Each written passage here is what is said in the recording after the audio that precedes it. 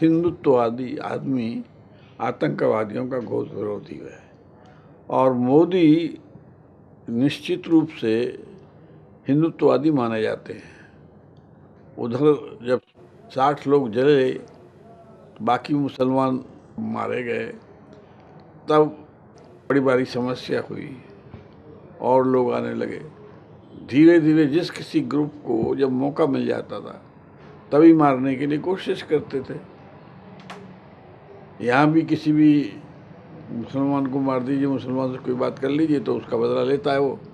तो बदला लेने के लिए मोदी से बार बार उनके ऊपर एक बार बच गया, दोबारा बच गया, दोबारा करेंगे, इस तरह से किया गया। मोदी साहब तो कहाँ खतरे में है? मुझे तो नहीं मालूम कि मोदी साहब पर कोई दूर का भी कोई हमला हुआ हो। जितने लोग हैं सब मोदी साहब को मारने की कॉन्स्पायरेसी करने वाले। कोई अटैक नहीं हुआ अभी तक मोदी पर। मुझे नहीं मालूम कि मोदी साहब पर इस बीच में कोई अटैक हुआ हो, कोई हमला नहीं हुआ। तो ये सब तो कहानी है, पुलिस वाले जो सुना देते हैं, जैसी भी चाहे कहानी बना दें। 4 लोगों को पकड़ लें, कह दें ये मोदी को मारने के लिए आए थे। उनके पास से निकलता क्या है? किसी के पास देसी चमंचा निकलता है, किसी के पास कुछ निकलता है, कोई बिल्कुल लोअर मिडिल क्लास का आदमी निकलता है, किसी के पास कुछ साजो सामान नहीं होता। आप समझते हैं Z+ कैटेगरी की सिक्योरिटी रखने वाले आदमी को मारने के लिए आने वाले लोग ऐसे होंगे? Modi is not under threat, but he is a dictator, psychic dictator, and you see that dictators are always afraid of their own shadows. So according to me, not to me, but according to so many people, that Modi is a coward person, timid person, because he is a dictator. And dictators would like to make a show of his supremacy by spreading fear, fright, rancor, etc. The Godhra incident killed 59 train passengers, including several Hindutva activists or car sevaks, in a mysterious fire in February 2002. It was a turning point in the history of Gujarat. Without investigation, the blame was put on Muslims, and it was claimed that Islamic terrorism had arrived in India. It had found its breeding ground in Gujarat. The genocide that followed left more than 2,000 Muslim men, women and children dead and hundreds of thousands homeless. Gujarat Chief Minister Narendra Modi was projected as the leader who could teach a lesson or two to the Muslims, and only he could protect the majority Hindu population from them.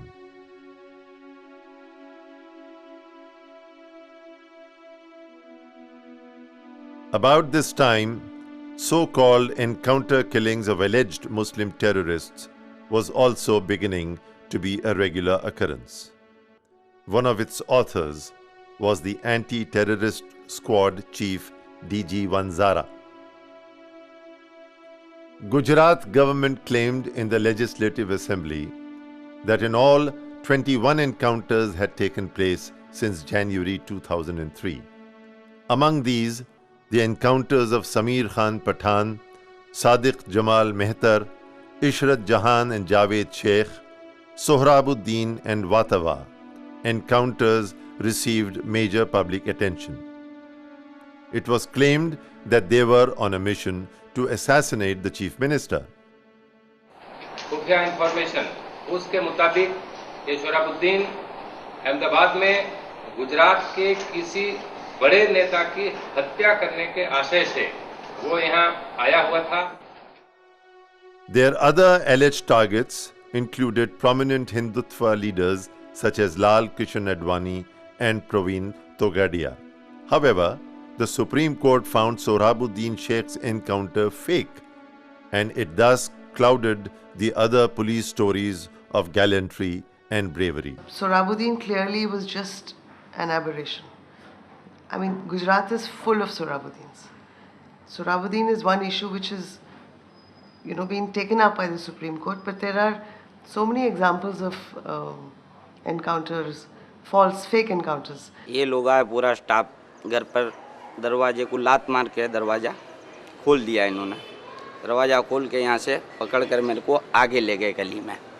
आगे ले जाकर officer आए, ऑफिसरों ने आकर सीधा वो निकाल के नज़दीक से ही गोली मार दी थी मेरे को। नज़दीक से गोली मारने के बाद दूसरी गोली और एक दूसरे अधिकारी ने दूर से मारी मेरे को, पैर में लगी एक यहाँ पर पेट में लगी। फिर राइफल के बट्स मारे मेरे को, सिर पे पूरा फ्रैक्चर कर दिया, यहाँ पर सब बॉडी ऊपर सब में। थोड़ी देर तक मारते रहे, फिर यहाँ से घसीड़ के गली में सी बार मेन रोड ऊपर ले गए। उसमें जीप में डाल के मरा हुआ समझ के जीप में डालकर वाड़ीलाल हॉस्पिटल में ले गए। वहाँ पे ट्रीटमेंट हुई सही तरह से तो मैं बच गया, लेकिन वो तो मेरे को यूं ही समझते थे कि मर गया। You see, fake encounter is a stage managed show of a cold-blooded murder. The person who is said to have been killed in a fake encounter is a person who has been identified by the police as a person who has to be killed. Well, maybe in most cases, the police think that either he is a terrorist or he is some, underworld criminal. So they don't want to prosecute them and they want to kill them. But in many cases, the persons who are killed in these fake encounters are neither terrorists nor even underworld criminals. They are honest, normal citizens. Actually, the word fake encounter is probably the wrong word to use because these are cold-blooded murders, you know. A fake encounter is actually something else. This is bigger than a fake encounter. It is well thought out, politically strategized murder which is happening in Gujarat. The ruling elite tries to project that Gujarat has become a state where the Islamic terrorism, which starts according to them from the killing of the car sevaks, that Islamic terrorism is taking root. And they need a very tough government to protect the population. That here is a man who is in shining armor, standing up to fight against the Islamic jihadis, and therefore the Islamic terrorists would be bent upon eliminating him. How do you bring this whole thing in picture? Well, you start by organizing regular fake encounters, and every time an encounter takes place, you file an FIR saying that the particular person who has been killed had come to kill the chief minister. According to police records, Sameer Khan Pathan was a former petty criminal. How did he become the first person to be killed as a lurking assassin in the mysterious Narendra Modi plot? The fact is that in 1996, near Usmanpura Garden of Ahmedabad, he had stabbed and killed one policeman. That was when he and his cousin Shaista Khan were being chased for snatching a gold chain from a woman. Shaista Khan was apprehended on the spot, but Sameer went absconding. It was on 27th September 2002 that Sameer got mysteriously arrested near the Ahmedabad bus stand. It was claimed that he had come to kill Modi and several other leaders, including, of course, Advani and Togadia. The police made a big jihadi conspiracy case out of this arrest. It involved several persons from Gujarat, Madhya Pradesh, and Rajasthan. On the night of the 22nd October 2002, Sameer got killed in an encounter with the police. Sameer was in the custody of the police. It's a case of the police that he was taken to the spot where it is alleged that he had killed some constable at an earlier point of time, and at that place he was trying to run away, flee, and that's where they had shot him. ये start हुआ 1996 में, जो इसके हाथ से समीर खान के हाथ से एक पुलिस कांस्टेबल का मर्डर हुआ। उसके बाद वो वांटेड रहा। वांटेड रहने के बाद 2002 में पुलिस ने उसको पकड़ा, सूरत से अरेस्ट किया, सूरत से वो बताया ST स्टैंड के बाद उसको बता करके 14 रोज़ का रिमांड लिया था। वो रिमांड पूरा हुआ। वो रिमांड के बाद में इसको सेंट्रल जेल ले गए और सेंट्रल में 2-3 रोज़, तीसरे रोज़ उसको फिर वापस दोबारा निकाला। 21 तारीख को वापस उसको निकाला और रात के टाइम उसको 1:55 पर उसका एनकाउंटर कर दिया। The facts are curious.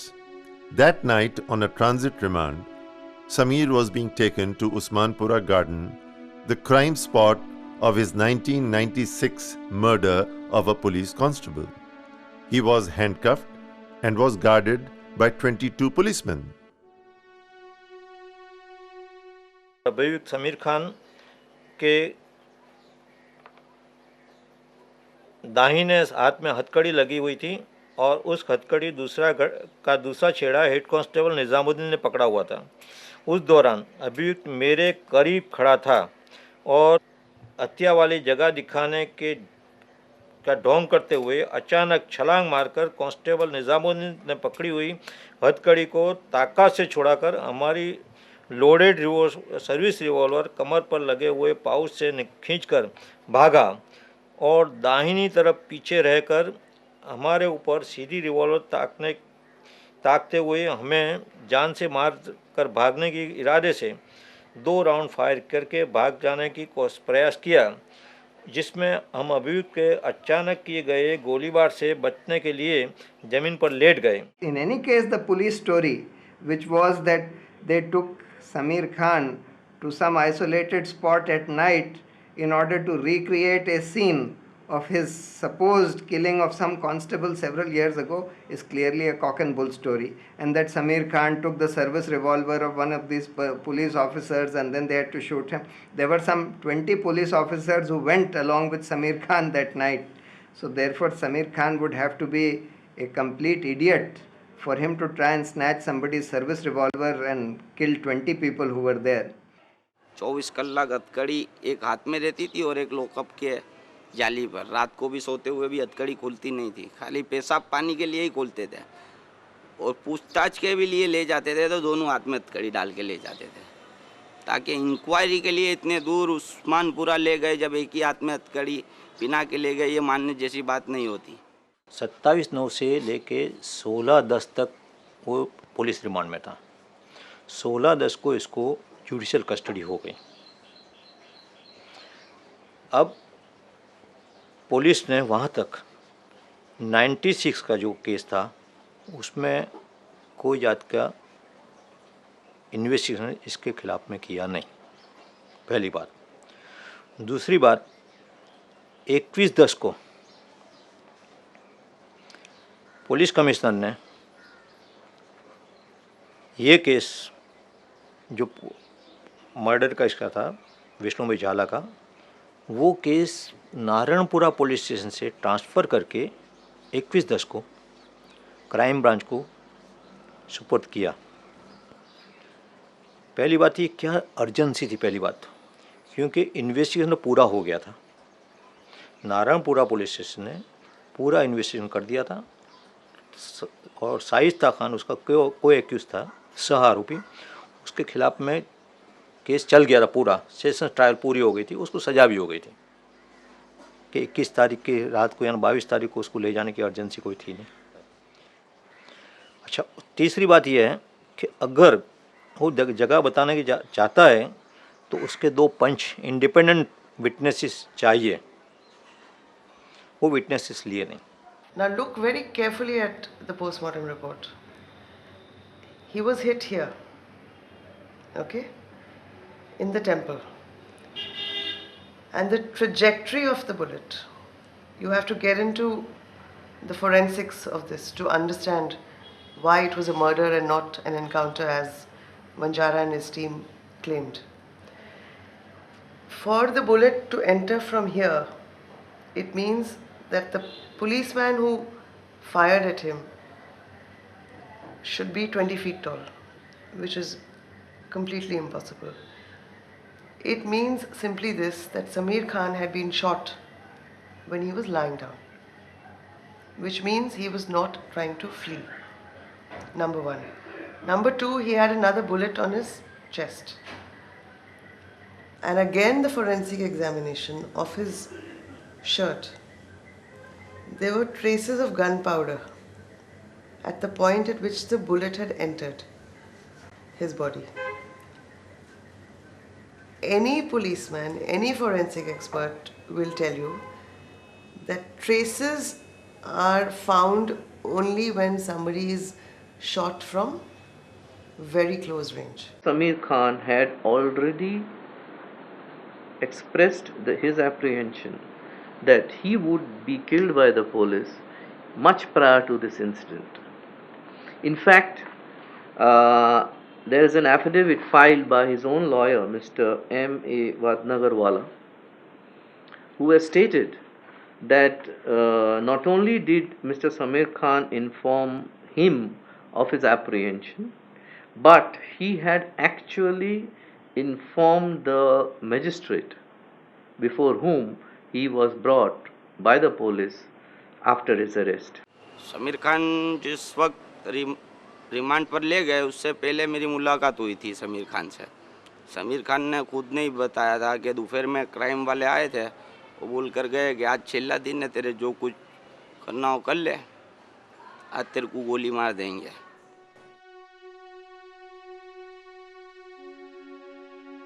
The Samir Khan encounter case took a big turn when on 1st September 2007, Shahid Memon, a convict from Sabarmati jail, stated under oath in the Court of Metropolitan Magistrate that he had witnessed the so-called encounter of Samir.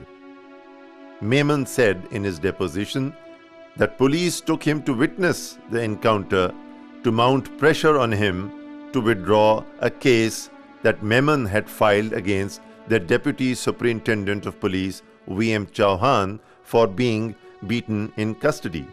रात को 2:15 बजे crime branch के police अधिकारी और 2-3 constable आए थे उधर lockup पे, और उस मरतबा DYSP V.M. चौहान भी उनके साथ में थे, और पुलिस समीर खान को गाली दे रही थी और बोलती थी कि तूने पुलिस का खून किया है तो हम भी तेरा खून करेंगे। इसके बाद समीर खान को मुंह पे बुरखा डाला और दोनों हाथ पीछे ले जाके उसको हथकड़ी लगा दी। और समीर खान उस टाइम बोलते थे कि मुझे क्यों मार रहे हो, मैंने कोई गुनाह नहीं किया।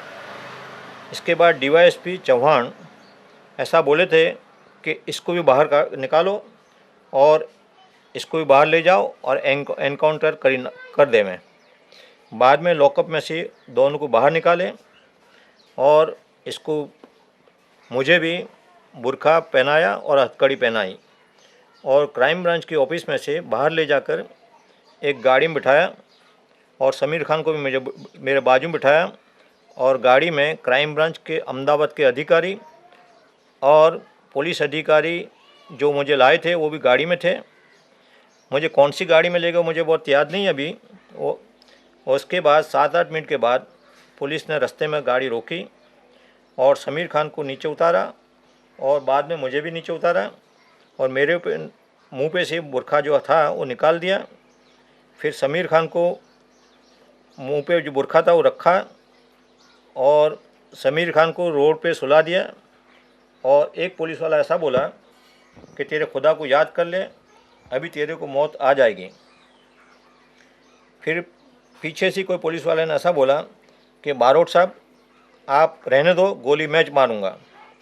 बारोट साहब ने 2 गोली समीर को मारी और इसके बाद वाघेला साहब ने 1 गोली समीर के मगज में मारी।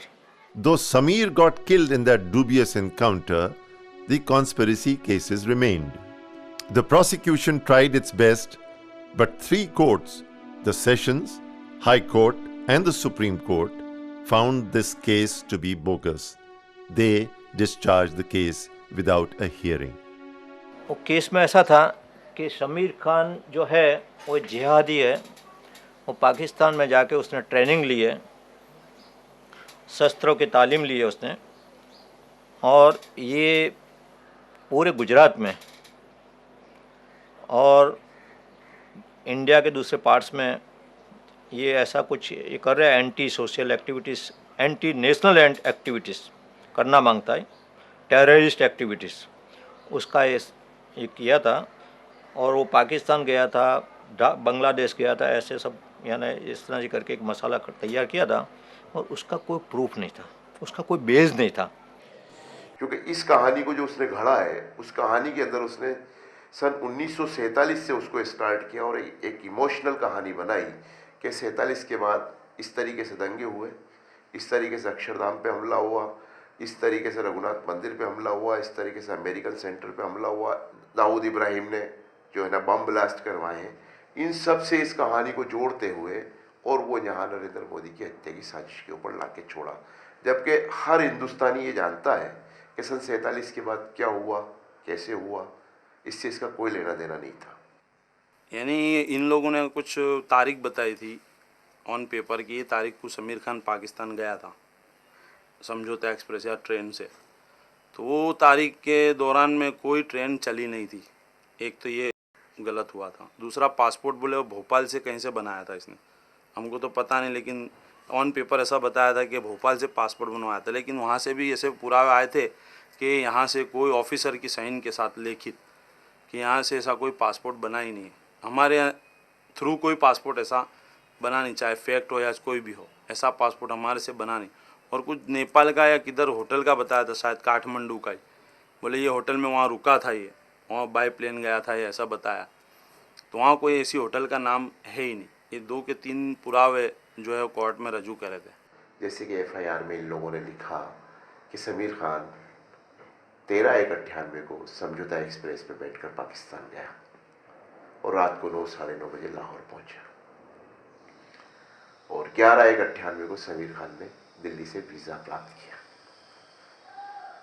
उधर TD शर्मा के जो स्टेटमेंट थे पासपोर्ट ऑफिसर के, हमने उसको पढ़ा और उसके आधार पे हमने ये देखा कि TD शर्मा ये कह रहा है कि समीर खान ने नवाब खान के नाम से जो फर्जी पासपोर्ट बनाया है, वो पासपोर्ट कार्यालय भोपाल ने 19/3/98 को उसको डिलीवर होना बताया समीर खान को।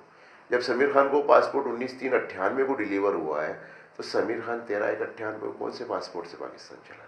उसके बाद हम लोगों ने वहाँ से अटारी स्टेशन पे जाके अपने हिसाब से तहकीकात की कि भाई 13/1/98 को समझौता एक्सप्रेस कहाँ थी। तो वहाँ स्टेशन अधीक्षक ने हमें ये बताया, मिस्टर मदान ने, जो उस टाइम पे वहाँ पर पोस्टेड थे, कि भाई 13/1/98 को समझौता एक्सप्रेस हिंदुस्तान से पाकिस्तान नहीं गई, बल्कि पाकिस्तान से हिंदुस्तान आई है। तो जिस डेट में ट्रेन ही हमारे देश से बाहर नहीं गई, उस डेट के अंदर समीर खान बाहर कैसे चला गया? उसके बाद इन्होंने उस कहानी के अंदर ये लिखा कि इसने 3 साल की टेररिस्ट ट्रेनिंग ली पाकिस्तान के अंदर रह के, और वहाँ से ये बाई प्लेन, इनकी कहानी के मुताबिक FIR की, ये कराची से काठमांडू आया और काठमांडू होटल चांदनी के अंदर जो बाग बाज़ार है वहाँ एक एरिया, उसमें इसका ठहरना बताया। मैं खुद इस मामले में नेपाल गया और वहाँ जाके मैंने तहकीकात की काठमांडू के अंदर बाग बाज़ार में। वहाँ इस नाम की कोई होटल न थी, ना आज है बाग बाज़ार के अंदर। फिर उस होटल में इन्होंने 6 दिन उसका ठहरना बताया। 6 दिन ठहरने के बाद इसको वहाँ से रवाना होना बताया श्री राम ट्रेवल्स नामक बसेस द्वारा। तो हमने बीरगंज रक्सौल बॉर्डर, जो नेपाल बिहार बॉर्डर है, उस बॉर्डर पे आके हम लोगों ने ये तहकीकात की। तो वहाँ हमें पता लगा कि उस पीरियड में, अक्टूबर 2001 में, इस रूट के ऊपर श्री राम ट्रेवल्स नामक कोई ट्रेवल्स इस रूट पर नहीं चलता था। तो ये कंफर्म हो गया कि जो आदमी पाकिस्तान गया ही नहीं, पाकिस्तान से वापस आया ही नहीं, तो वो टेररिस्ट कैसे हो सकता है। खास तो समीर खान को यही खार में ही मार दिया है कि तूने पुलिस वाले को मार दिया है, इसलिए हम तेरे को एनकाउंटर करते हैं, एनकाउंटर बता कर तेरे को मार देते हैं। इस तरह की स्टोरी बनाकर उन्होंने समीर खान को मार दिया। ताज़ा ये जब अक्षरधाम कांड हुआ था तो पब्लिक को शांत करने के लिए भी एक आध को मार देवे तो पब्लिक थोड़ी शांत हो जाए, यूँ रोष ठंडा हो जाए, इसलिए भी एनकाउंटर कर दिया उसका।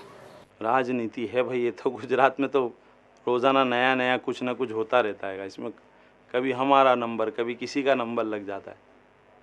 पॉलिटिक्स में तो क्या है, आदमी पॉलिटिक्स में तो बहुत कुछ खेलते हैं। उस टाइम में मोदी साहब इलेक्शन लड़ रहे थे, वो इलेक्शन के लिए खास बलि का बकरा बनाया गया उसको। Narendra Modi, the Chief Minister of Gujarat, addressed a public rally and said, Sameer Khan, Jaish-e-Mohammed, conspiring to kill me and other senior BJP leaders, including L.K. Advani. And if you notice the pattern, every time they arrest, and they do it very intelligently, they pick up petty criminals who have been charged for petty crimes and convert them into terrorists to show that there is this grand, strategy to eliminate Modi. Actually, it's the other way around. The Modi government is eliminating innocents. That's what's happening. Sameer Khan was not going to be the only person killed in a fake encounter by the Gujarat police. Sadiq Jamal Mehtar was a domestic help from Mumbai. He too was encountered, a new name for getting killed in the name of Modi. Sadiq died on 13th January 2003 near Galaxy Cinema in Naroda in Ahmedabad. He was killed in a counter fire when he allegedly opened fire at the police. The police claimed that Sadiq had come to kill who else? The Chief Minister. He was plotting to wage war against India. Sadiq was originally from Bhavnagar in Gujarat. He had 2 minor cases of altercation and gambling registered against him. This boy, who was a very young person, I think between 22 to 25, he had some problem with his father because of a certain altercation that took place in his hometown, that is Bhavnagar. He had an altercation and he ran away sometime in 98 or so, and he went to Bombay. मेरी mother का date हो गया 86 में, और फिर मेरे father ने सोचा कि भाई दूसरी शादी नहीं करने की, तो फिर हम अपने मामू के घर पे रह रहे थे बचपन से। और उधर एक मेरे भाई को इधर झगड़ा हो गया पड़ोस में, और वो उधर मेरे मामू और सब डांटे उसको, भाई क्यों झगड़ा कर रहा है, हमको सब साथ में रहने का, फिर क्या को झगड़ा कर रहा है। उसको थोड़ा बुरा लगा और उसको लगा कि भाई थोड़ा पैसे कमाने की ज़रूरत है, तो वो सीधा बॉम्बे चला गया जाहिद भाई के वहाँ। जाहिद भाई के वहाँ उसको संपर्क हो गया, भाई घर काम के लिए लड़का अच्छा है, तो उधर उसने 7-8 साल काम किया जाहिद भाई के वहाँ। फिर उसको जाहिद भाई और तारिक परवीन में अच्छी दोस्ती थी, और तारिक भाई ने देखा जाहिद भाई के वहाँ सादिक को कि भाई ये लड़का तो काम का आदमी है और घर काम के लिए अच्छा है। तो तारिक भाई बोले कि भाई जाहिद भाई इसको मेरे वहाँ भेज दो ना यार एक, तो बोले कि चल तू उधर भेज देते। तो वहाँ ले गए तारिक भाई उसको दुबई 1-1.5 साल के लिए, और उसको घर काम कराया। फिर पगार कुछ थी नहीं, और फिर मेरा भाई इधर से वहाँ से चला आया। He comes to Bhavnagar probably to meet his parents, but he gets once again caught in a small offense that was a gambling case. वो आखिर में आए थे 2002 में आए थे, 11 महीने में आया था, और आखिर में वो रमज़ान महीना चल रहा था हमारा, और यहाँ वो गैम्बलिंग सब खेल रहे थे, तो वो भी पकड़ा गया। भाई खड़ा था वो तो सिर्फ, लेकिन फिर भी पुलिस ने उसको पकड़ लिया क्योंकि खड़ा था, इसलिए उसको लगा कि भाई ये भी खेल रहा है, उसके हिसाब से उसको पकड़ लिया और ले गए। फिर उसको छुड़ाया दूसरे दिन, और ईद करके फिर 15 दिन के बाद ईद बीत करके वो निकल गया। फिर उसका फ़ोन आता था 2-3 दिन बाद फिर अचानक 1 महीने से फ़ोन ही आना बंद हो गया। और इधर पुलिस की इंक्वायरी चालू हो गई कि भाई तुम्हारा भाई किधर है। तो हम इसको इधर की पुलिस को बोलते रहे कि भाई ऐसा क्या गुनाह किया है मेरे भाई ने, तो आप हमको इसी तरह परेशान कर रहे हो। तो क्या वो सब छोड़ो, आप सिर्फ आप इतना बताओ कि तुम्हारा भाई किधर है। तो हमने बोला कि भाई हमको पता नहीं है, इधर से तो वो गया है, अभी 15 दिन पहले गए है। तो क्या उसको ढूंढ के लाओ। मैंने बोला हमको पता ही नहीं था कहाँ से ढूंढ के लाए साहब। तो कम से कम 1 महीने तक चला ये। फिर 1 महीने के बाद 13 तारीख को सन 2003 में उसका एनकाउंटर लाइव दिखाया मीडिया वालों ने। तब हमको पता चला कि भाई ये इसका एनकाउंटर हो गया है। As per the reports that have been placed by the police themselves in the newspapers, etc., it appears Mr. Sadiq had gone to meet some friends of his, or maybe accomplices, as they say, somewhere in Naroda, and there he was accosted by the police, and Mr. Sadiq had started firing, and as a counter fire they killed Mr. Sadiq Jamal. दूसरे को तो कोई किसी ने देखा होगा ना, encounter जब किया होगा जो जगह पर के ऊपर, तो एक आदमी ने देखा होगा ना, किसी ने गोली की आवाज़ सुनी होगी। ऐसा तो कुछ है ही नहीं इसके अंदर। और इधर 2 कारीगर मेरे काम कर रहे हैं इधर, और काम पूरा होने के बाद में वो लोग ऊपर दूसरी जगह है हमारी, उधर बाजू में ही है, ऊपर रहते हैं।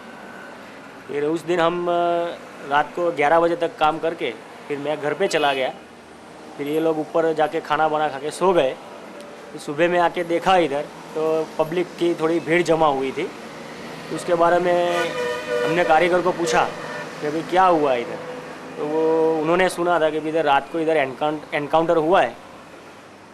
फिर मैंने पूछा कुछ आवाज़ सुनी था तुमने, तो उन्होंने बोला कुछ आवाज़ तो नहीं सुनाई दिया था, लेकिन सुबह में पब्लिक की भीड़ थी और पुलिस के 2 आदमी इधर खड़े थे और एक रिवॉल्वर पड़ी थी।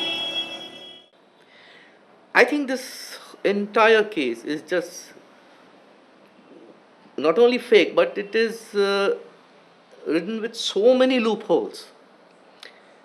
Like, firstly, they find the body there.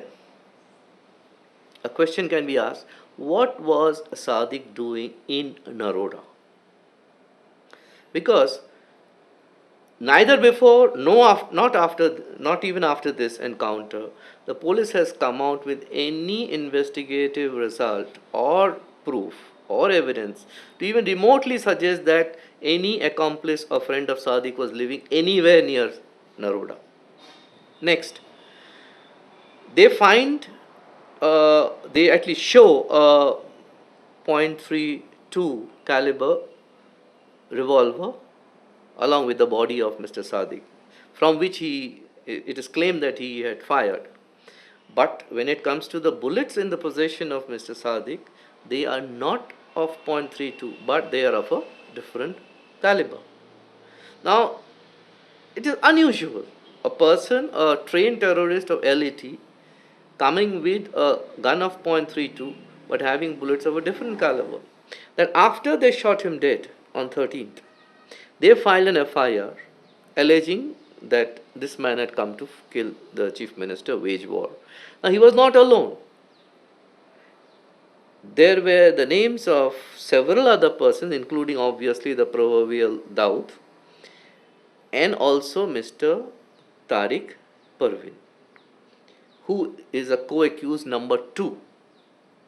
Now we have found out that this Tariq Parvin was brought to India in connection with some other case and has actually been convicted, and at present, since last I think 3 or 4 years, he has been in India, either in the police custody or I think today he is in bail. Now a person who is accused to have conspired with Sadiq for killing the chief minister, for waging war against India, etc., why has he not been arrested? If the Gujarat police had the slightest seriousness about the case against Sadiq, then the case against Parveen becomes equally important, because it is their own case that Parveen, then the Chiploon, then Dawood, etc. are the main organizer, the main conspirator, and this guy was only being asked to execute the conspiracy. फिर 1 साल के बाद केतन भाई का ticket आया मेरे father के नाम कि भाई जमाल भाई आप आ जाइए, आपका जो लड़के का हुआ है वो गलत हुआ है, मैं उसका चश्मदीद गवाह हूँ। केतन ने कहा कि भाई सादिक मेरा बहुत अच्छा दोस्त था, मेरा यहाँ दोस्त था अच्छा, और हम साथ में रहते थे, और वो घर काम के लिए इधर आया था और मेरा दोस्त बन गया था। और वो जब भावनगर से आया तो बोलता था कि भाई केतन भाई मेरे को ये भावनगर में एक गैमलिंग का केस है और एक मारामारी का केस है, उसके छुटकारा दे दो तो मैं क्या है गुजरात में शांति से रहूँ और मैं धंधा करूँ, और मेरे को मेरे जाहिद भाई से मेरा पैसा आप दिला सकते तो दिला दीजिए, क्योंकि मेरा पैसा वहाँ पूरा फंसा हुआ है। तो उसने बोला यहाँ के मेरा ये इंस्पेक्टर बहुत अच्छा आदमी है, दया नायक करके हैं, तो उसको मिला केतन तिरोरो दया नायक को कि भाई एक लड़का है तो तुमको चाहिए कि भाई गुजरात की पुलिस, गुजरात में उसका 2 केस है, उसको तुम रफा दफा करने के। Now what happens thereafter is the most shocking. It appears, and these facts we have now found from a complaint that has been filed by Ketan himself before the MCOC court in Bombay. He has filed this in the month of November 2003. Now it says that in the first week of January 2003, accused number 1, who's Daya Nayak in this case, told me that he wanted to oblige a big politician in Gujarat by giving an ISI agent or some similar militant for an encounter killing. He said that the Pradeep Sharma and other from his unit were not to be told, as they would snatch the credit. I met one Sadiq Mehtar, aged about 18 years in Dubai, who was a help of the said Tariq Parveen. While in Dubai, he had also worked at my apartment as a house help. He was then in Bombay and was in touch with me. He had asked for help for me for putting up his case before the Amnesty International. I promised him help. Accused number 1, that is Daya Nayak, saw him and thought him to be the only easy target available after some drafting to build his profile as a militant. Then on 11th January 2003, as planned by accused number 1, I asked Sadiq to come to the traffic police post office at Andheri flyover, where accused number 1 had kept the Gujarat police in wait. They came there and we both boarded the vehicle and came towards National Park. 2 persons and a lady were standing there at the gate of the National Park, dressed like journalists, carrying shoulder bags.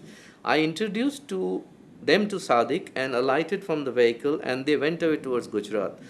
2 days later thereafter, I read in the newspaper that Sadiq was killed in police encounter in Gujarat.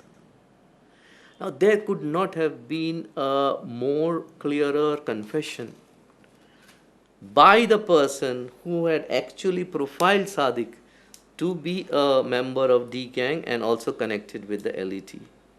And this was done along with Daya Nayak, and there are specific allegations that the whole thing was done for obliging a politician of Gujarat, and anybody can guess who that politician is because the politician is named in the complaint itself. On 15th June 2004, Gujarat witnessed perhaps the most dramatic encounter of its kind when Ishrat Jahan, a teen-aged college girl from Thane district of Maharashtra, was killed in Ahmedabad. She was gunned down along with Javed Sheikh of Pune and 2 other persons. These 2 were claimed to be Pakistanis, but they were never independently identified. This murder happened near Kotalpur Waterworks in Ahmedabad. Police said Ishrat Jahan was a woman terrorist accompanying a Lashkar-e-Taiba team. They too were on a mission to assassinate the chief minister.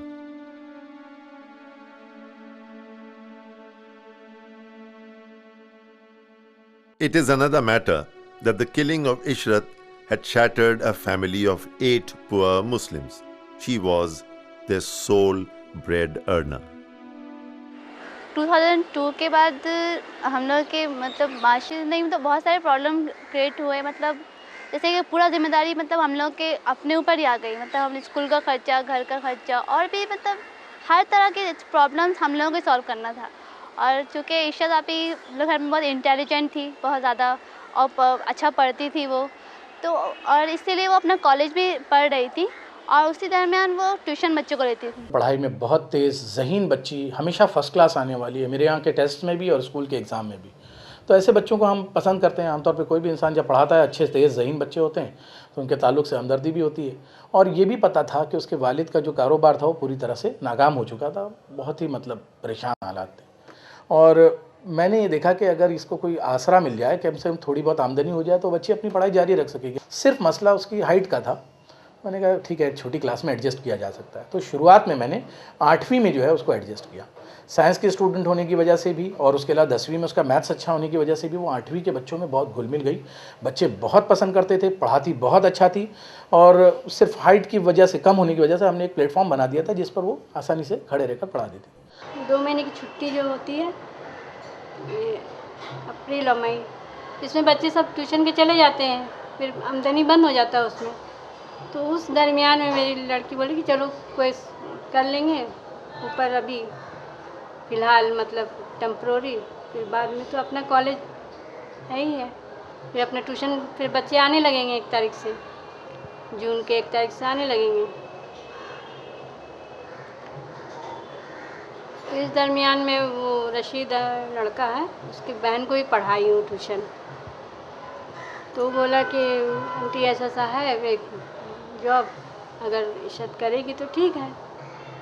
वो बोला कि जावेद है, जब हम जानते थे उसको, जावेद को पहले, लेकिन इतना ठीक से नहीं जानते थे, मतलब लाइटली जानते थे। Javed converted to Islam because he wanted to marry a Muslim girl, Sajida, and they lived in Pune. Javed was trying to find his footing in the tourism business, and he also had other business interests because he wanted to establish himself in some kind of business. In the course of that business, it appears, he met with Ishrat Jahan, a girl from Mumbai, whose family he knew from his earlier job in construction. एक बार उसके लिए गई काम के लिए, तो उनको 2 दिन के लिए गई, वो बाहर, यहाँ घर से बाहर गई 2 दिन के लिए, तो बोले, तो आ गए वापस, बोले ठीक है, बोली मुझे सिर्फ लिखने का काम है, ठीक है। फिर उसके बाद भी वो 6 दिन के लिए गई, बाद में तीसरी बार वो अभी गई थी, ये 2004 में, तो वापस ही नहीं आई फिर।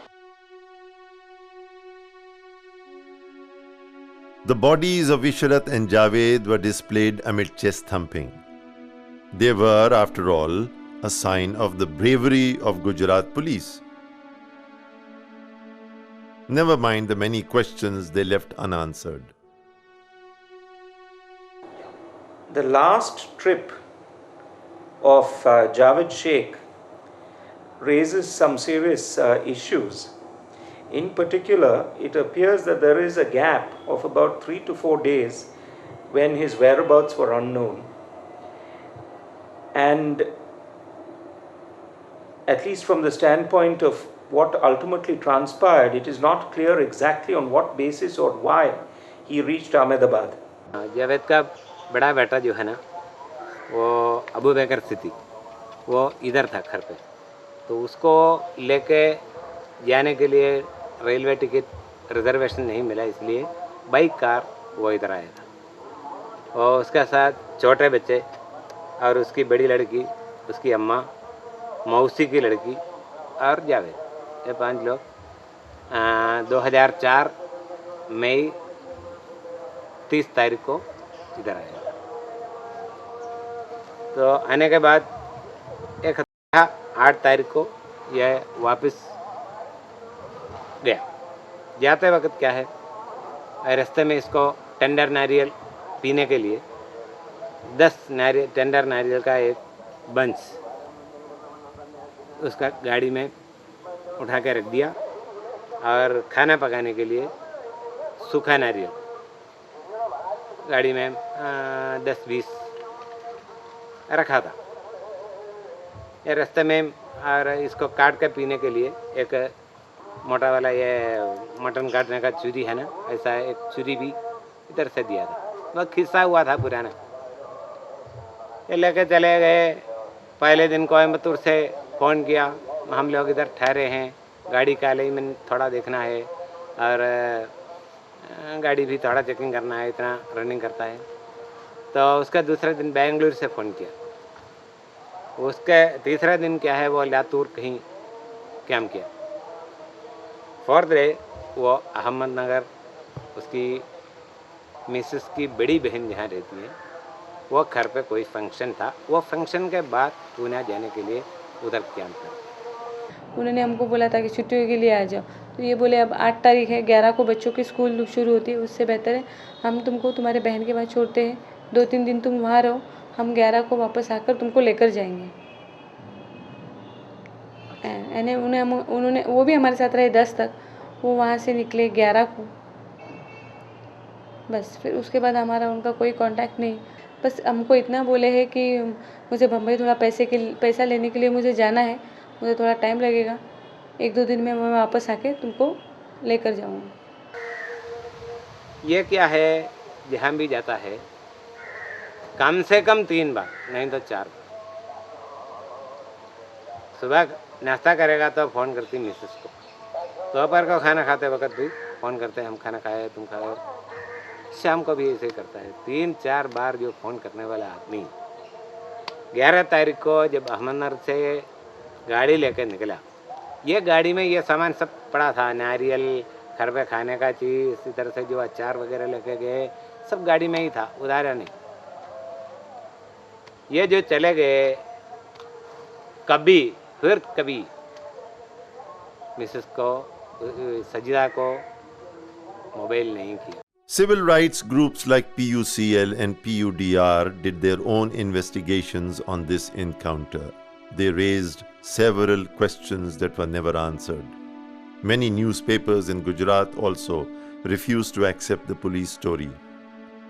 Police claims that the two were engaged in making improvised bombs was seen with suspicion by most independent groups who took a hard look at the incident. The encounter happened on a very lonely road in the early hours of the morning. The police claim that the alleged terrorists in the car got out and were firing at them, which is why they were forced to fire back and kill these alleged terrorists. The police also claim to have found various materials, including improvised bomb making materials, etc. Here they added one more twist. Apart from that same old story about the chief minister being the target of the jihadis, here they had also, I think, tried to make out a case that they had come to bomb the Rath Yatra, which you can understand could have a enormous dimension. In the newspapers, what they projected, that 4 big green coconut as special type of bombs, chemically treated, to be used for bombing the Rath Yatra. Then we started investigating and we found out that Mr. Javed, who happens to be Pranesh Pillai, who had changed his name, his father is Gopinath Pillai, who lives down south in Kerala, and this Mr. Pranesh Pillai with his kids had gone along with that car to Mr. Gopinath Pillai's house, and while that car was coming back, Mr. Gopinath Pillai had presented 4 or 5 these green coconuts from his own coconut trees, from his own compound, to his grandchildren. And what we find them to be projected as secret chemical bombs. Now, that same car, Indica, is brought to Gujarat. Now, is it possible that trained operatives, once again the same question I'm posing, are going to drive their own cars to commit such a important mission? In all these cases, the police do not appear to have suffered serious injuries. In fact, the PUCL PUDR report makes this point in great detail in this particular case. They point out that The Indica appears to have been destroyed beyond repair. Other aspect of it is that not a single policeman has suffered any injuries, and the gypsy, which the police were in, has only a few bullet holes on one side, which again is inconsistent with their story that the terrorists burst out of the car firing AK-47s or other sophisticated weapons. 4 आतंकवादी बहुत police वालों को मारा, मगर कोई police वाले को चोट नहीं लगा, और एक ही राइफल था।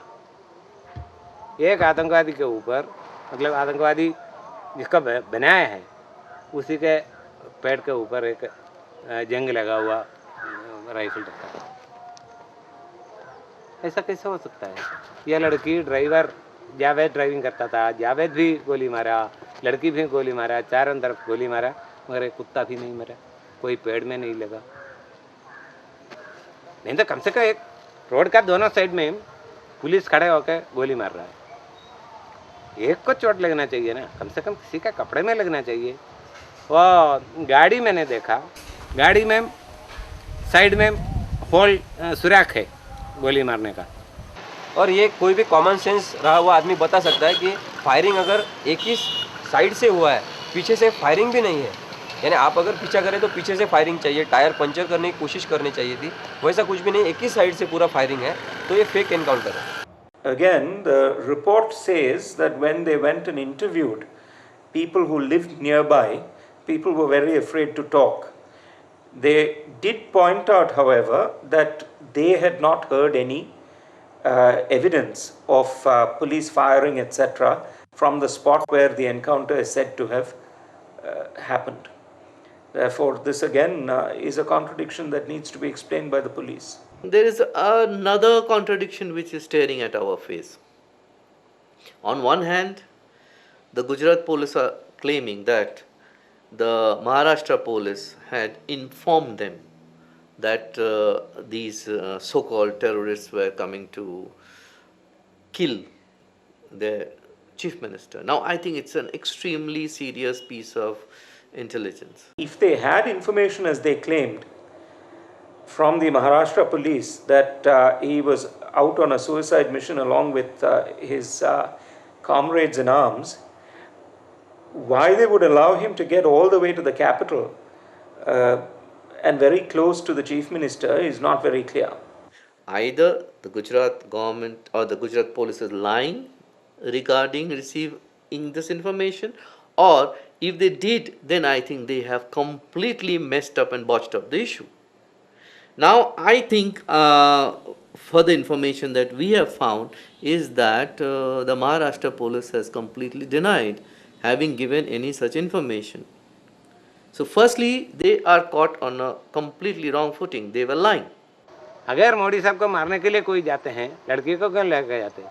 नहीं तो ये गाड़ी में ये पूरा नारियल घर का सामान सब रख के क्यों ले जाते हैं? नहीं तो इसकी फैमिली को घर पे ले जाके छोड़ के क्यों नहीं जाते? और लड़की डायरी लेके मैं मोदी साहब के को मार डालने के लिए जा रहा करके वो भी अपना बैग में लेके जाते हैं क्या? कोई टीम जो ब्लैक एनकाउंटर किया है वही ऑफिसर्स, मतलब ये अंसारी, पांडियन, ये सब वही टीम जिन्होंने कौसरबी को जलाई और सराबुद्दीन को मार डाला और उसका सर्वेंट को भी मार डाला, वही पुलिस ऑफिसर्स ने वही स्पॉट में वही तरीके से 4 दिन कहीं कमरे में बंद रख के मार डाल के रास्ते में लाकर डाला है। मैं इस पर पूरा भरोसा रखता हूँ, नहीं तो कम से कम यह 4 दिन में 2 बार मेरे को वो टेलीफोन करते, उसकी मिसेस को 4 दिन में 16 बार कम से कम करते। ये फ़ोन क्यों नहीं करते? इसका मोबाइल फ़ोन कितना है? और जब जाती थी, जब फ़ोन करती थी, रोज़ डेली फ़ोन करती थी कि हम यहाँ हैं, हम ऐसे हैं वैसे हैं, पूरा मतलब अपना देती रहती थी। इस बार जब गई, तिसरावन जब गई तो एक बार मतलब फ़ोन आया उसका, उसके बाद से फिर फ़ोन ही नहीं आया। हमने होता है, इंसान जाता है बाहर तो कोई ना कोई प्रॉब्लम होता है तो इंसान नहीं कर पाता, कि ऐसी जगह पर रहता है जो फ़ोन नहीं कर पाते इंसान। तो आएगा फ़ोन, ऐसे इंतज़ार करते करते समझ लीजिए तो ऐसी खबर आ गई।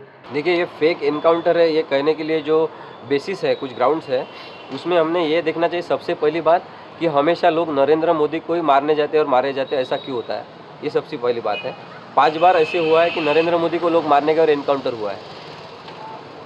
उसी के साथ उस वक्त जो पॉलिटिकल सिचुएशन थी कि विद इन बीजेपी में एक ऐसा बहुत बड़ा शक्तिशाली गठ इकट्ठा हुआ था जो चाहता था कि नरेंद्र मोदी हटाओ।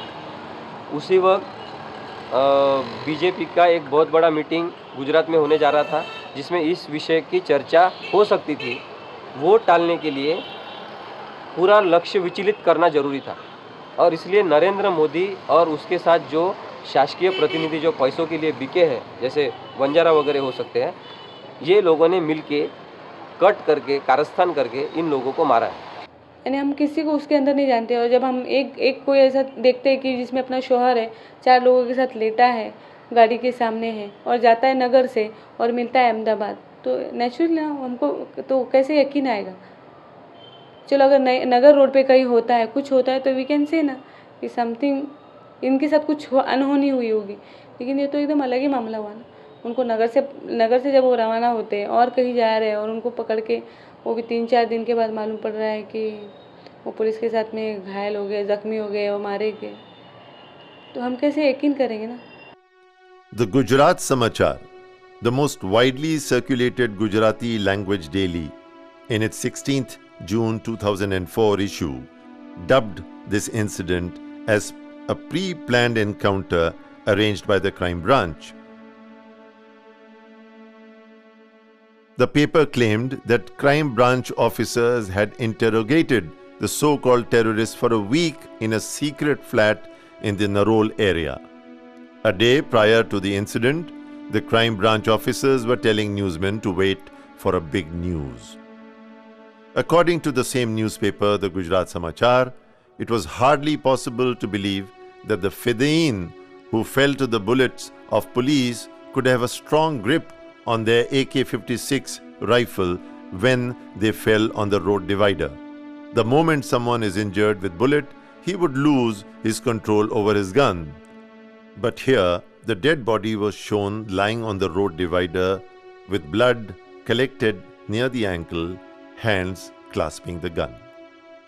देखिए, सबसे पहले जो मीडिया से रिपोर्ट आया और मीडिया में जो बताया गया इनकाउंटर डेथ के बारे में, तो जो इंडिका कार अहमदाबाद के पास में पुलिस ने फायरिंग करके इन चारों को उड़ाया है, अगर पुलिस को यह आशंका थी कि ये लोग टेररिस्ट हैं तो उनका पीछा किया जा सकता था। पुलिस ट्रेनिंग में बताया जाता है कि कोई भागने वाला है तो उसके पैर पे गोली मारिए। पैर पे गोली मारने के पहले भी उनको एयर में फायर करके आप उनको इंटीमेशन दीजिए। ऐसा कुछ भी इसमें हुआ है ऐसा लगता नहीं, क्योंकि इंडिका कार को पूरी एक ही साइड से पुलिस ने पूरे फायरिंग करके छलनी कर दिया। फिर सबको बाहर खींच के रोड पे लिटा के एक ऐसी मीडिया को बताया गया जो उसी पार्टी को संबंधित है, उसी पार्टी से रिलेटेड है, जो कि राइट विंग के स्ट्रॉन्ग सपोर्टर्स हैं।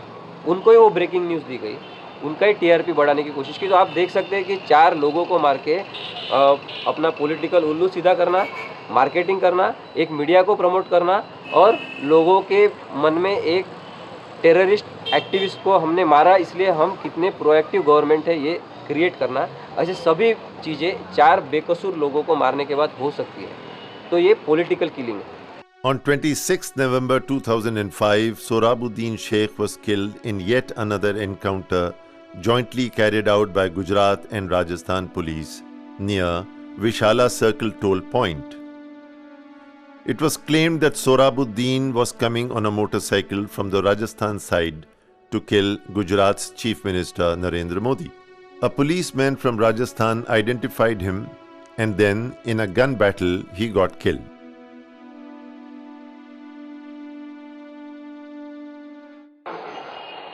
अभी जो लेटेस्ट एविडेंस हमारे पास उपलब्ध है उसके मुताबिक ये कल सूरत से निकला है बाय ट्रेन और 8:30 बजे के करीब वो अहमदाबाद में आया था और अर्ली इन द मॉर्निंग आज सुबह में उसको जैसे टारगेट मिला था उसके मुताबिक वो नारोल सर्कल से विशाला प्लाजा की ओर जा रहा था, उस वक्त राजस्थान उदयपुर से आई पुलिस और गुजरात एटीएस के पुलिस ऑफिसर्स की जॉइंट टीम ने इसको इंटरसेप्ट किया और उसने जब पुलिस के ऊपर अंधाधुंध फायर चालू किया, जवाबी फायरिंग में वो मारा गया।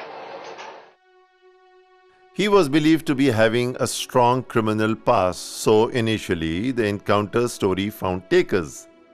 Then, the Supreme Court took cognizance of a letter written by Rubabuddin Sheikh, the younger brother of Sohrabuddin, and when he charged that the encounter was fake, things began to change.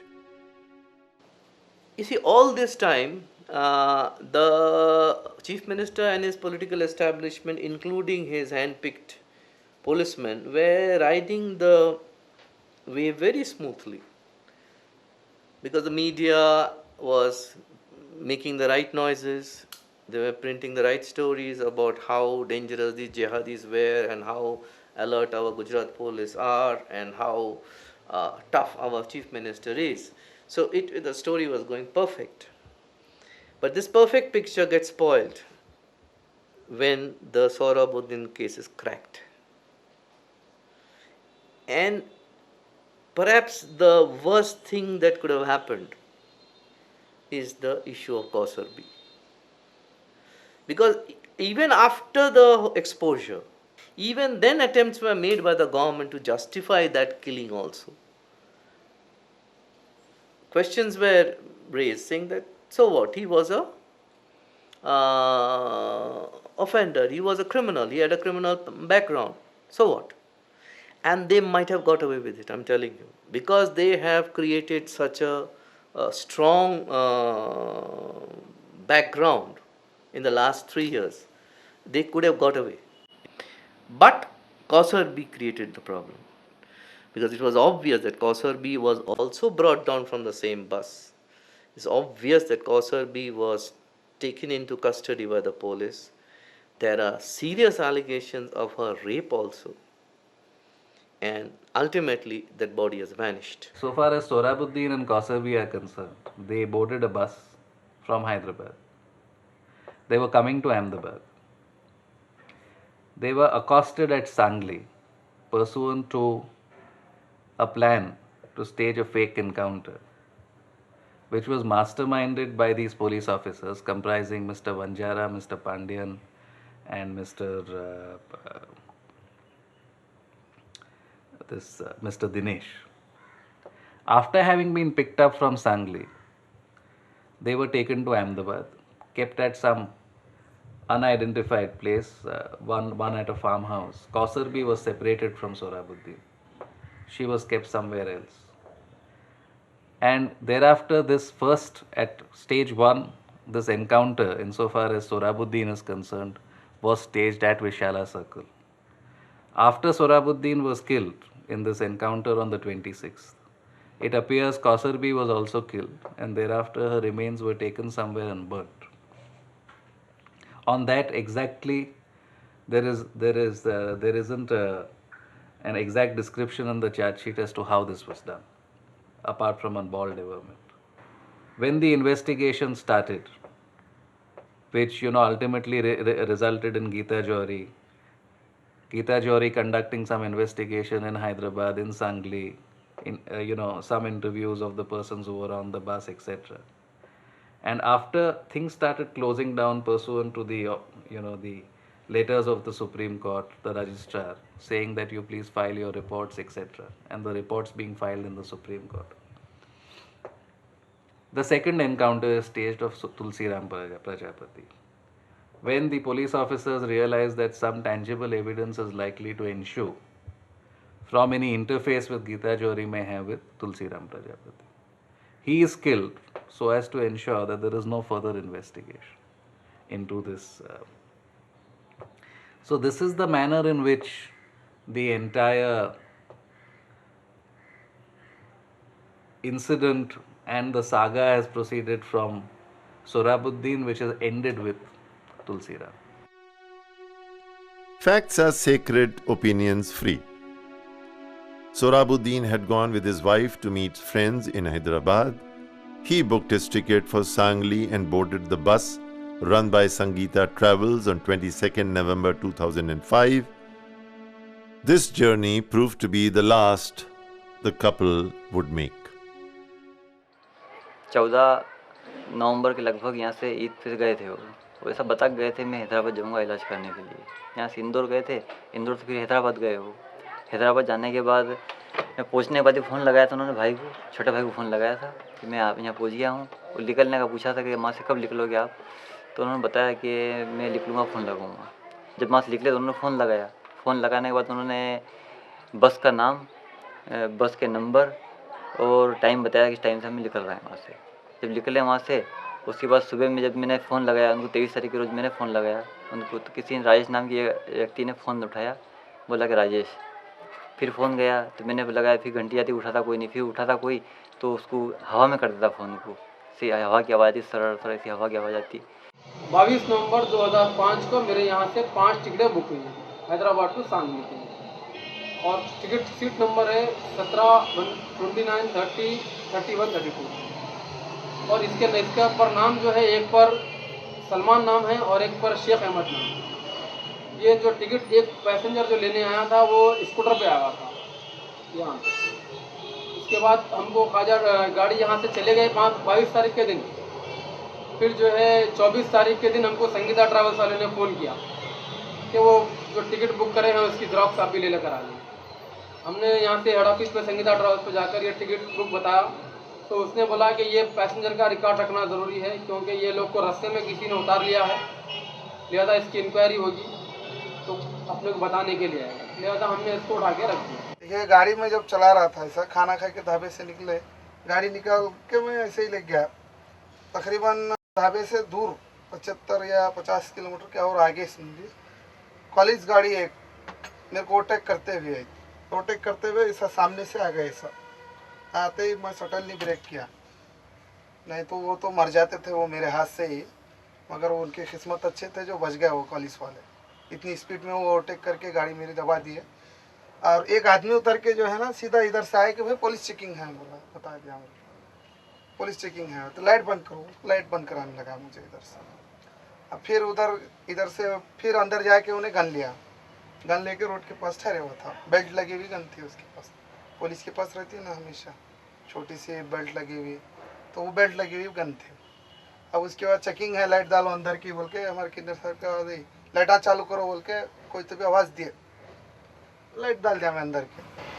वो टडोला गाँव पे जब उस time पर मैं यहाँ पे बैठा था नीचे, ये साइड में एक पैर नीचे रख के ऐसा बैठा, सडनली गाड़ी ब्रेक कर गई एकदम सडनली, जैसे कि कोई एक्सीडेंट हो गया, कोई आ गया सामने ऐसा।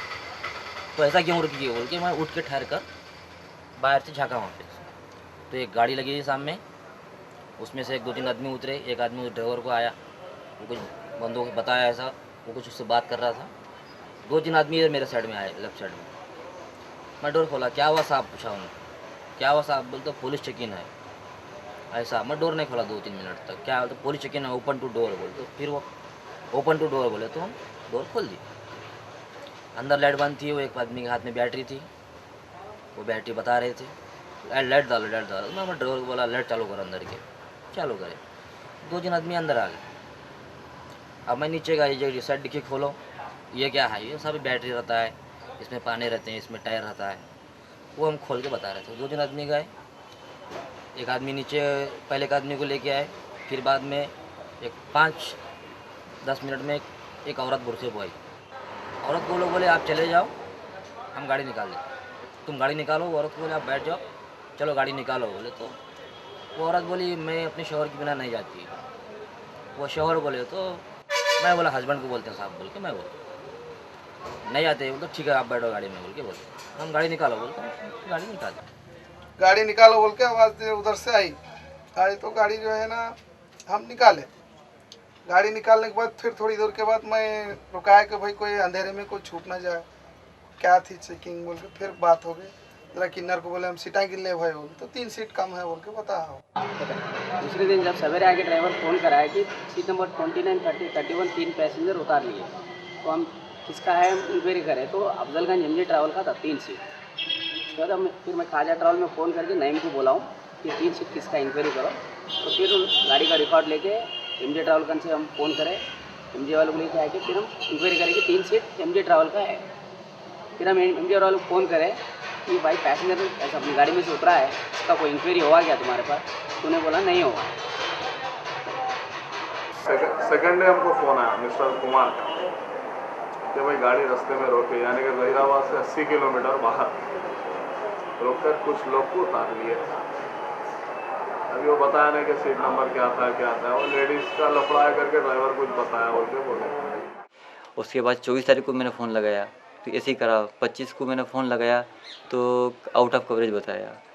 और 26 के रोज़ 12-1 बजे के लगभग हमें फ़ोन आया कि किसी ने नागदे तो फ़ोन लगाया मिलना लेने की पट्टी चल रही कि लश्कर का आतंकवादी गुजरात में मारा गया और सोहराबुद्दीन का लश्कर नाम भी दिया, लश्कर के सोहराबजी Sheikh. On 7th June 2006, the Director General of Police, Gujarat, ordered an inquiry to be headed by IGP Geeta Johri. She looked into the allegations leveled by Sohrabuddin's brother.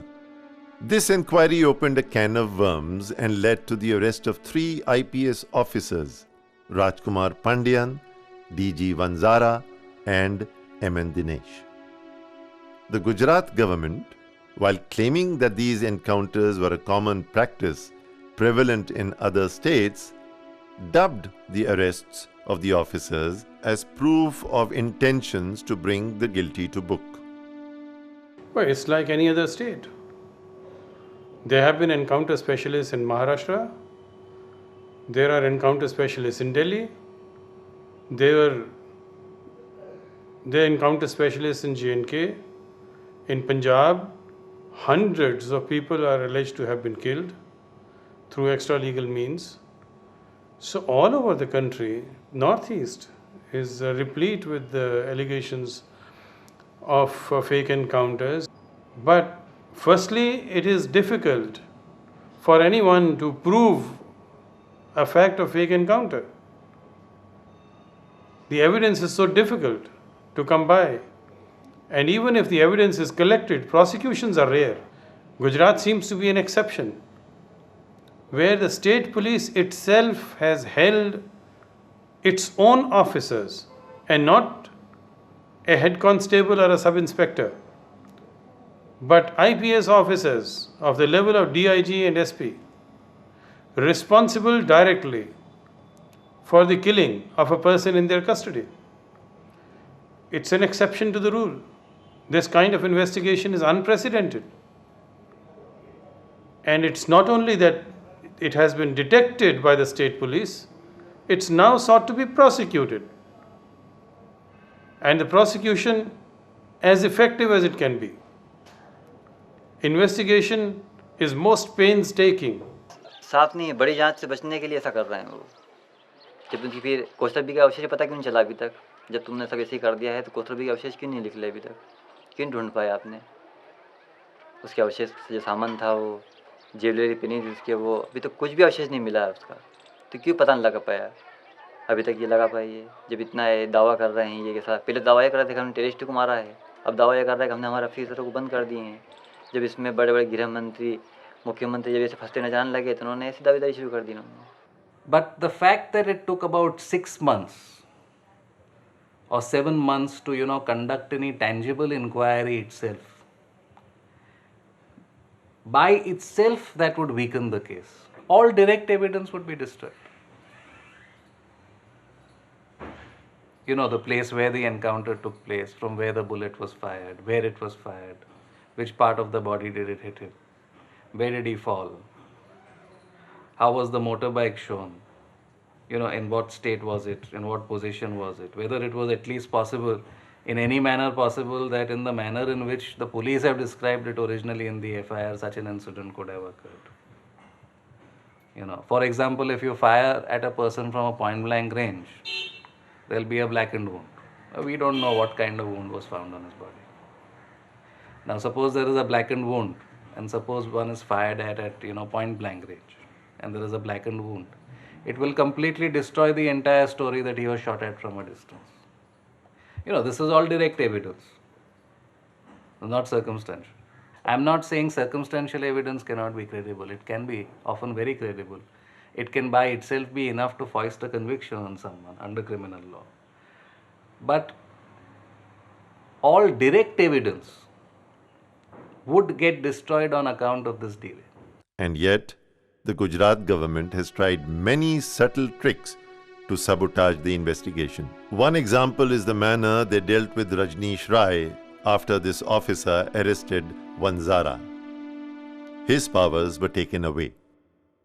That you will take the permission of Mr. Mathur, who was then the Additional Director General in charge of CID crime, before conducting any searches, before obtaining any scientific opinions, before making any arrests, on your future line of investigation, or conducting any custodial investigation. Now, if you implement this letter, then it virtually tantamounts to saying that the investigating officer cannot investigate.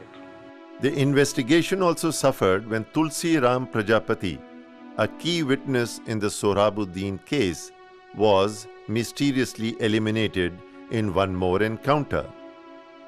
Vanzara and Dinesh were seen as involved. Charge sheet states that 3 people boarded the bus from Hyderabad. At one place it says that, there was that person's name may be Kalimuddin.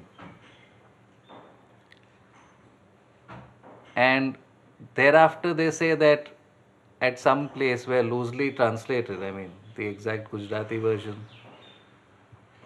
it's very difficult to translate it into English, but it says that the third person was disposed of. We don't know what that means. Now, what has happened to that third person, who he is also something which is not exactly known by us. Tulsiram Prajapati जो था वो भी इस case में अहम गवाह था। उसको इन्होंने, वो साथ में था इनके, उसको इन्होंने क्या किया कि बाद में एक किसी फेक केस में अहमदाबाद पुलिस ने उलझाया और एक उदयपुर पुलिस का भी उसमें सहयोग, वहाँ भी एक केस बनाया और उस केस में उसको कुछ दिन बाद गिरफ्तारी शो की और उसको जेल भेज दिया। उस पर उसके बाद इन्होंने लगातार दबाव बनाया, क्योंकि उसको पुलिस ने सोहराब के साथ क्या किया, कैसे किया, ये पूरा मामला किस तरीके से निपटाया, इसकी पूरी जानकारी थी। It appears that Tulsiram had, in close proximity to this visit on transit remand, had written certain letters to the National Human Rights Commission and certain other authorities, saying that he is extremely apprehensive, that he would be taken on the pretext of being taken on transit remand to Gujarat. And the ATS in Gujarat, that is the anti-terrorist squad in Gujarat, is extremely notorious, and they may do something to kill him in a fake encounter. At the time when Tulsiram Prajapati was killed, Mr. Vanzara was then the Director General of Police in that particular area in which he was killed. We believe that both these encounters were intrinsically linked to each other, and probably the accused or the persons who were guilty of killing Sohrabuddin did not want that this Tulsirams should be interviewed or should be investigated, and he should make any kind of disclosures which would in any manner implicate them. एक पिछाने पे था, इस side में था, सीने पे था, जांग पे था, पिंडली पे था, पीछे पीठ पे था, इस तरीके से निशान थे इनकी गोलियों के ऊपर। 8 गोलियों के निशान थे इनके ऊपर और 3 दिन तक उनको साथ में रखा। ये उनकी शेविंग बता रही थी। पहली गोली जो इधर से लगाई थी नज़दीक से, वो बाहर निकली, बराबर। 2 गोलियां छाती के ऊपर थी, 2 पैर में, 2 हाथ में थी। हमने टोटल गोलियां का निशान गिना था, वो 11 था और 3 घाव था इधर और पैर टूट गया था उसका। हाँ, वो बांध कर उसको मारा है। 8-10 आदमी होते, 2 आदमी ने थूबा होगा, दूसरे ने मारा होगा। ये कैसे कह सकते हैं आप? वो तो दिखते ही है, बॉडी देखकर मालूम पड़ जाता है कि उसे नज़दीक से मारा होगा। दूर से मारा होता तो गोली आर पार नहीं निकलती, अंदर घुस जाती है गोली। नज़दीक से मारोगे तो आर पार निकल जाएंगी। बहुत उंडा घाव था इधर, और उसको टॉर्चर किया था वो छुरी से, और इतनी सारी गोली की क्या ज़रूरत। अगर एनकाउंटर होता है तो इधर गोली कभी लगती नहीं, क्योंकि इधर गोली तो इधर नज़दीक से ऐसे लगा हो तो ही लगती। अगर आप भाग रहे हो तो इधर गोली नहीं लगती, कभी पीछे लगती, छाती पे नहीं लगती। तो उससे हिसाब से हमको लगा कि एनकाउंटर गलत है। कनपट्टी पे गोली लगी थी, यहाँ का जो हिस्सा है पूरा इट इज़ बैडली इंजर्ड, मतलब it is already in position of coming out, मतलब पूरी तरह वो ऐसे नीचे लटक रहा था। क्योंकि हमारे अब्बू ने हमको आने के बाद बताया, बेटा मैं खुद जब देखा तो मैं इतना रो पड़ा, बोले वो तो अच्छा हुआ तुम हमारे साथ में नहीं आए, तो शायद ज़िंदगी भर तुम्हारे वो आँखों के सामने घूमता था। इतनी बुरी तरह मारा है उनको। ये पोस्टमार्टम रिपोर्ट अभी मैंने पढ़ा नहीं, मगर जो पढ़े हैं वो बोलते हैं पिस्टल से ऐसा गोली मारा है, उनका सर के उधर मारा है। और लड़की को ये पुलिस वालों ने रेप करके उधर भी कमर में भी गोली मारा है करके, और इंजरीज का रिपोर्ट में है करके मेरे को जानकारी है। मैं तो खैर बर्फ़ पड़ी थी, और चूँकि तो हम नहलाते हैं तो अंदरूनी पार्ट्स का जो है उसका तो हमको इल्म नहीं है, क्योंकि हम तो ढक कर नहलाते हैं। मगर एक ही गर्दन पर एक गोली का निशान हमने देखा था। जब बॉडी को लेके आ गया तो हम लोग घर के पोजीशन मतलब इस हालत थी कि हम लोग जब देखना एकदम ये जैसे यकीन नहीं आया था कि वो बॉडी मतलब हम लोग के घर की है। हम लोग का इतना बड़ा हादसा हो गया था, तो सबको तो शॉक्ड हो गए सब लोग, जैसे कि, और सब कुछ समझ में नहीं आता, सब उस लायक नहीं थे कि वो देखें। तो हम लोगों की तो इतनी हिम्मत नहीं हुई कि हम लोग से और भी छोटे थे उस वक्त, और तो अपनी बहन को मतलब देखे एकदम अच्छी तरह से। लेकिन मेरी अम्मी देखी थी, और भी वहाँ पे नहलाने वाले लोग बहुत मतलब जो नहलाए वो लोग बताए कि गोली 7 जगह गोली लगी थी, एक सीने के पास, एक गर्दन के पास, और साइड्स में, और एक गोली एक वहाँ पे लगी थी जहाँ पे तो कोई सवाल ही पैदा नहीं होता है गोली लग गई। एक लड़की अगर गाड़ी में बैठी है तो उसका तो मतलब पेट पे लगेगी, पेट पे लगे या हाथ में लगे, यहाँ पे लगे, सामने से गोली मारेंगे। लेकिन एक ऐसी जगह पे गोली लगी उनको पैर के बीच में, जहाँ पे वहाँ पे गोली मारने का मतलब है कि पुलिस जो भी किया है वो पुलिस मतलब रेप केस, मुझे तो ऐसा लगता है कि रेप केस किया तभी उस चीज़ को छुपाने के लिए वहाँ पे गोली मारा गया है। वहाँ पर ये पुलिस इतनी गिर सकती है तो हम लोग सोच भी नहीं सकते। वो डायरेक्ट इस तरह से नहीं वो अटैक कर सकते थे। पहले उनको कहीं तो आप रुका दो पैर वैर पे मार के, या गाड़ी को कुछ कर दो, या फिर उनको ऐसी तरह पकड़ो कि वो हिले नहीं। तो अभी हमको ये भी तो मामला समझ में नहीं, क्योंकि खुद मेरे कज़िन ने, आसिफ ने बोला है कि उनको इतनी बुरी तरह मारा है, और मतलब पूरे उनका बदन पूरा नीला नीला पड़ चुका था। मारने का भी एक तरीका होता है, उनको हथियार दे दिया गया तो इसका मतलब ये नहीं कि एकदम धड़ से किसी की जान ले लें, ऐसा नहीं है। तुम उसको मारो, लेकिन उसको ऐसी जगह पे मारो कि वो ज़िंदा रहे इंसान। उसको अगर हम उसको तकलीफ भी पहुंचा रहे तो हम उसको सही भी कर सकते हैं, लेकिन जब मार देंगे एकदम तो हम क्या कर सकते हैं? कोई कुछ नहीं कर सकता। जान तो लेना उनके लिए बहुत आसान है, लेकिन जान दे सकते हैं, अभी वो वापस कर सकते हैं। मैं तो उस टाइम पे भी बोलता था कि अगर मेरे लड़के ने इसको मारा है तो कायदा उसको उसकी सज़ा देगा, और उसको सज़ा होनी भी चाहिए। उसमें कोई वो तो क्या, लेकिन मैं हूँ, मेरा बाप भी हो, तो जो कायदे में सज़ा अगर मैंने किया है तो मेरे को उसकी सज़ा मिलना है, उसमें कोई शक नहीं है, कोई भी हो। लेकिन इस तरह से यानी पुलिस ही फरियाद ही और पुलिस ही यानी कि जजमेंट दे और पुलिस ही उसका इंसाफ कर डाले तो पत गया, फिर हिंदुस्तान में रहा गया। कायदा कोई चीज़ ही नहीं है फिर। Police has no role to play in that. Police is not supposed to prove who is guilty or not. Police is only supposed to file a charge sheet, make out a prima facie case before the court so that the charges are framed. Thereafter, the court takes over. So therefore, I think what the police is doing under these so-called encounters, they are really taking law into their hand.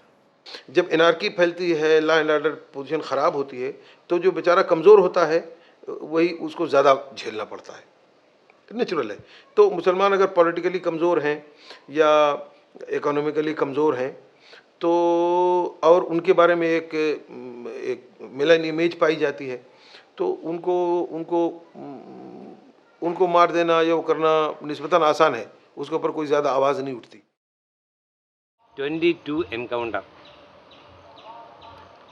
Gujarat में मैं पढ़ा है। ये सब लोग मोदी को क्यों मार डालने के लिए जाता है मेरे को पता नहीं। मेरे बेटा जो है मोदी को मार डाल के क्या लेने का है, मेरे को समझ में नहीं आ रहा है कि कितने एनकाउंटर किए बंजारे ने, कोई एक ने थोड़ा सब मोदी को मारने आए। किसी ने भी मोदी को नहीं मारा, बस मोदी को मारने आया था तो उसको मार दिया, मोदी को मारने आया था मार दिया, जबकि वो खुद वहाँ से आ रहा था, हैदराबाद से आ रहा था, सांगली जा रहा था उसकी बीवी को दिखाने वहाँ से। और यहाँ आया तो वो निहत्थे हाथों से यानी मोदी को मारने का था, अडवाणी को और तोगड़िया को,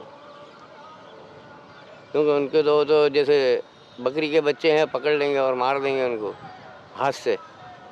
उसके पास एक ब्लेड नहीं पकड़ाई।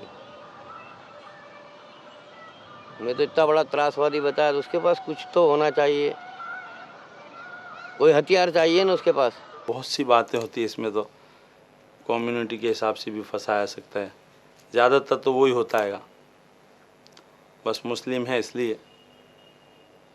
ये कोई कसूर तो होना नहीं है आदमी का मुस्लिम हो तो, वरना हमारा तो कोई जात का इन्वॉल्वमेंट था ही नहीं, तो हम कैसे कहे कि इस वजह से फंसा है, इस वजह से फंसा है। ये ऐसे लड़के को ही पकड़ते हैं जो आर्थिक परिस्थिति से कमज़ोर है और वो कर नहीं सके कुछ, केस बेस करके इनकाउंटर करने के बाद वो कुछ केस बेस ना कर सके कि भाई ये लफड़े नहीं करे, अदालत जाए इधर जाए, ऐसे आदमी को उड़ाते हैं मीडियम वर्ग के आदमी को कि भाई इसको उड़ाएंगे तो कुछ तकलीफ नहीं होगी। और नरेंद्र भाई की हमको वाह मिलेगी, भाई मेरे को मारने आया था और उसने बचा लिया, और मेडल मिलेगा और पैसा मिलेगा। और क्या है कि ये इलेक्शन आ रहे हैं तो भाई बोलेगा भाई नरेंद्र भाई को ऐसा दुश्मन हो गया और उसकी सिक्योरिटी बढ़ा दो और उसको ही मत दो, इसके हिसाब से। आतंकवादी कैसे हो सकता है? बचपन में ये लोरे सुनाई कि 2 लारियाँ 2 गाड़ियाँ 2 बैल जोते जाएं, मेरे भारत पे अगर किसी ने की चढ़ाई हम लड़ाई पे जाएं। ये लोरी गा के मैंने मेरे बेटे को बड़ा करा, तो कैसे हो सकता है वो आतंकवादी? जानते ही नहीं थे ना सर, देशद्रोह क्या है, ये धारा क्या है। मैं कोई लॉयर या एडवोकेट थोड़ी हूँ, ना ही इतना पढ़ा लिखा हूँ सर, वो तो सब बाद में कोर्ट में मालूम पड़ा। इंसान मर जाए वो अच्छा है, ऐसा जिस देश में रह रहे हैं जबकि कुछ भी कसूर नहीं है अपना, जो अपना कसूर है अपने तो अपन ने बयान करके बता दिया सारा, हर चीज़, कहीं भी कुछ नहीं छुपाया। उस टाइम तो यही लगा इससे तो मरना अच्छा है, ये धाराएं ऐसी ये ब्लेम लगाना, इससे तो इंसान मर जाए जो अच्छा है।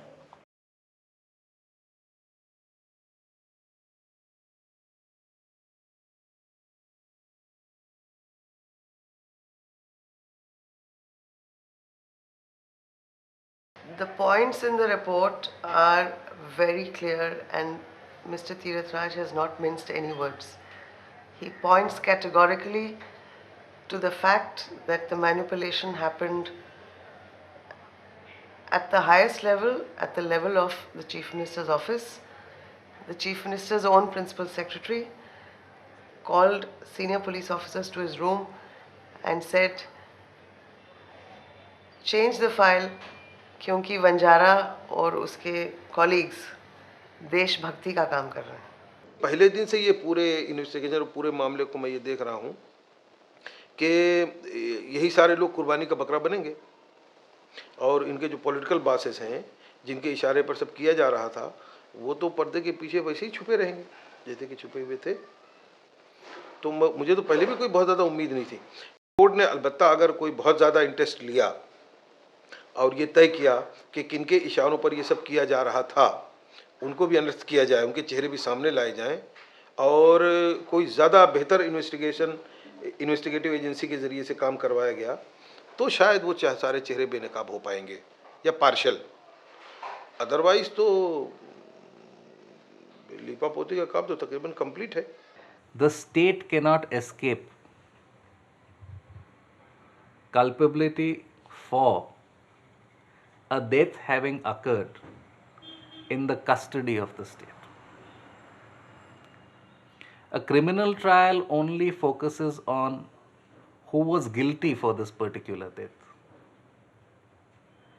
But on the other hand, the fact that this death occurred in the custody of the state itself is enough to foist that liability of culpability on the state. If Modi is involved, and if it was on the directions of Modi that this cold-blooded murder by means of a staged encounter was done, then in that case they could be told, all right, we are prepared to consider your case for pardon, provided you come out with all the evidence that you have and make a clear statement in court on oath by which you say that these are the orders that you had received from Modi.